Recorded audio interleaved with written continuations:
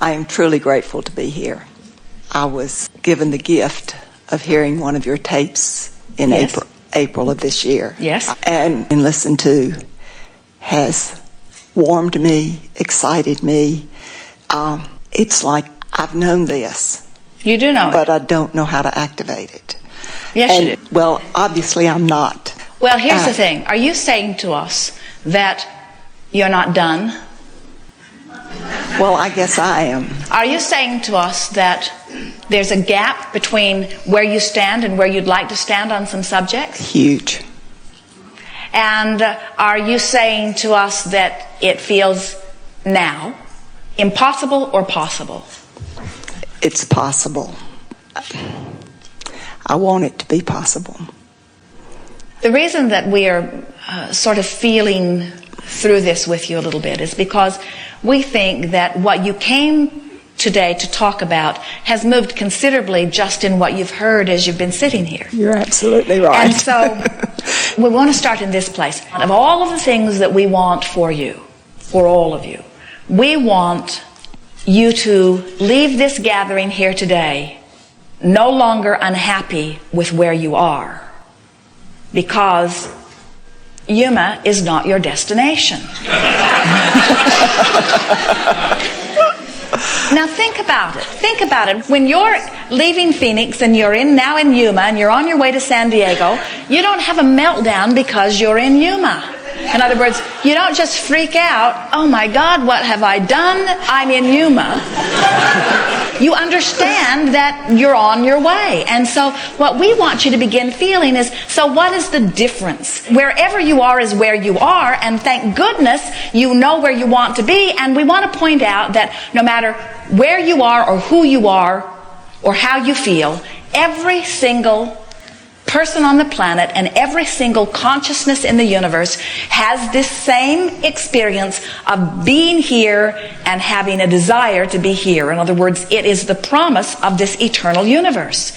You're always, always, always, always going to be on your way to something more. Always. And when you relax and accept that and stop beating up on yourself for not being someplace that you're not, and instead embracing where you are while you keep your eye on where you're going, now life becomes really, really, really, really fun. Oh, I can feel that. Yes. Yeah. So, yeah. What is it that you want so much that you feel is right now out of reach? I need peace with the relationship with my mother. I've been taking care of her for 13 years. She's 96 at this point in time. Yes. Do you think if she was gone, that peace would ensue immediately? The peace isn't going to come until it's inside of me. So it's my job to get there. So it doesn't really have so much to do with your now relationship with her, or does it? Since I have heard your tapes, I have moved to a better place. I have lived with resentment, anger, guilt, because I didn't want to be caretaker like anymore. Magellan Navigational System, we did not ask you where you've been. Right. You did We not. want to know where you are in relationship to where you want to be. So, relative to this subject, where are you? Does it feel like frustration? Does it feel like guilt? Does it feel like blame? Does it feel like hate? Where's your set point? There is still frustration. Frustration is logical and light, much lighter than what you implied. So what's really going on? I have felt all of it. In other words, one of two things is happening. Either you're trying to make something that's not very bad feel worse, or you're trying to make something that really feels worse sound better. Wow. It's all right, everybody does it. A lot of times people say, I don't really want to verbalize what I'm feeling because I hate my mother.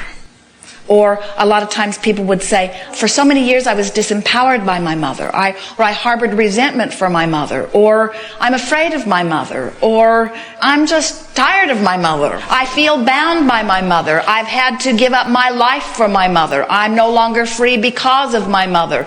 Did we touch on anything? All of it. All of the above I have in it. And I think the biggest thing right now is the resentment that I still feel that I'm still having to take care of her. I love her. Oh, blah, blah, blah. Yeah, None of that makes sense. I love it. Thank you. Of course you love her. Of course you want to love her. But that's not where your vibration usually is. And the way you feel is so apart from who you really are that you can hardly stand feeling like you feel. And so now you want to blame her all the more for the way you feel, because if circumstances were different, if she'd been different, if she'd allowed you to be different, or even if today she would be different, you would feel a lot better. And now you know that she's on the brink of dying, she's going to die, and then you're going to be left with all that guilt and all that grief. In other words, there's no hope for you. Go back to your...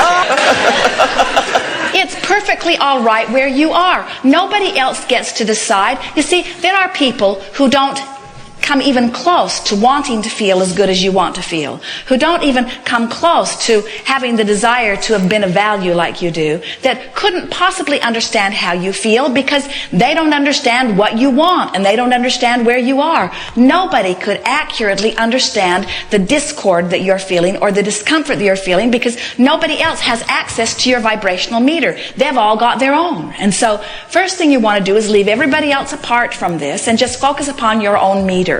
And the first thing you've got to define is, where am I and where do I want to be? And where I am is really visceral. It's something that you feel. And where you want to be are just fleeting words that you can't really get any feeling going around because you can't even feel where you want to be. They're just words. I want to be joyful. I want to be free. But I feel like I'm in hell. I feel like I'm in bondage, you see. So that's all right. Feel where you are, and now let's start the work. So the work is to find some words or images that lighten the feeling and bring a little relief. So what is the emotion that we're trying to relieve ourselves from? What is the feeling? It feels like bondage. Does it feel like lack of freedom? Lack of freedom. Anger. All right, so would you say it's more anger or bondage? Does it feel more like despair or anger? Does it feel more like I have no power in this or I have power? No power. Feels like I have no power. So it feels more like despair than anger. It feels almost like futility, at least for now, doesn't it? Now, feel that for a moment and then say, this despair and this feeling of powerlessness is unacceptable. It is, isn't it?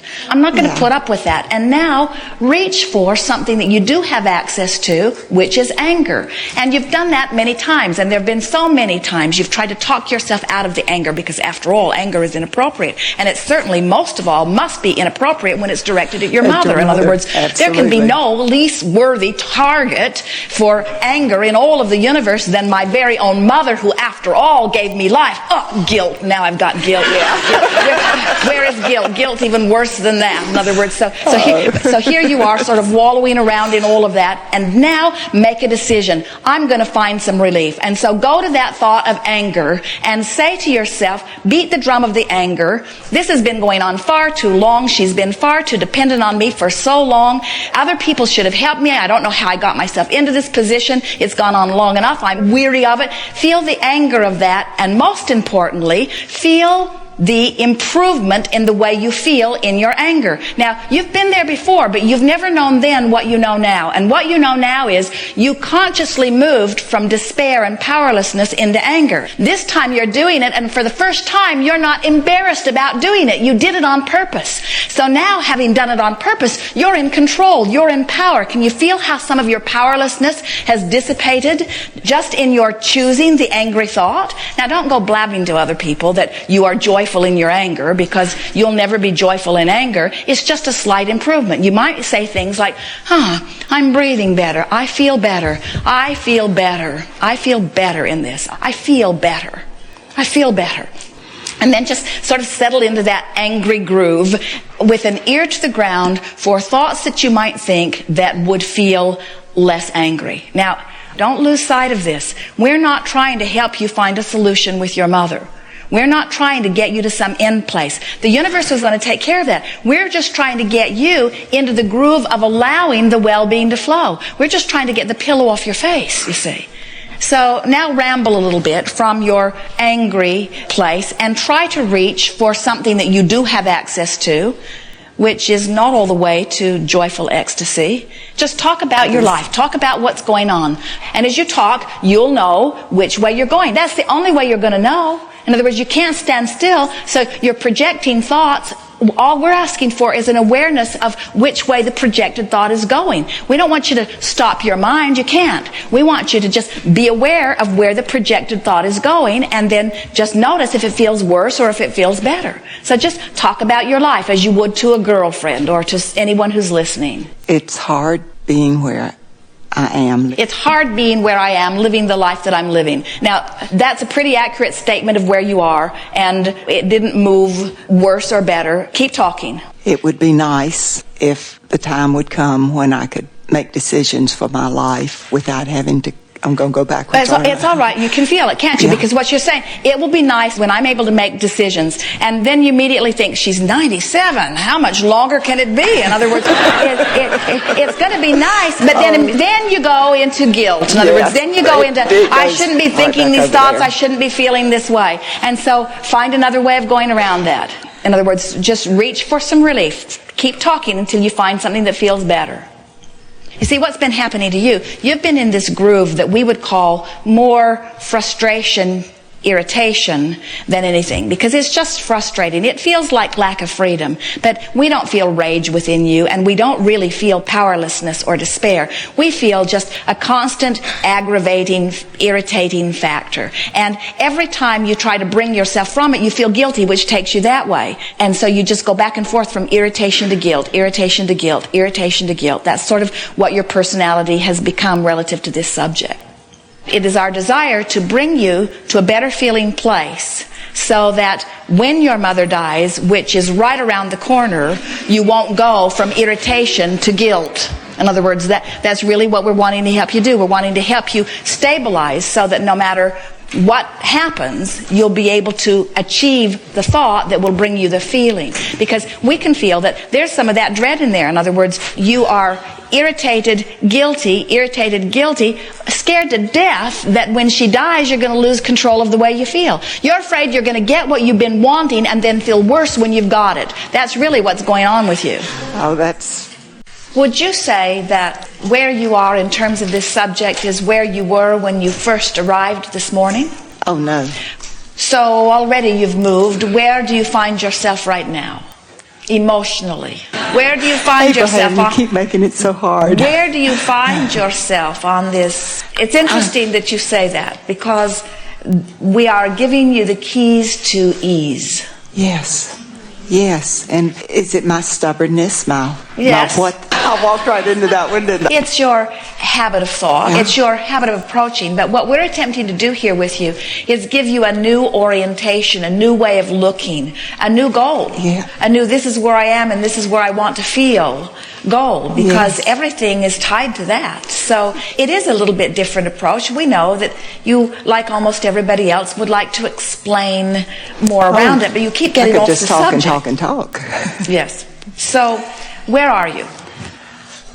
I have a sense of excitement inside of me in accepting that things can be different. I can feel different. Yes.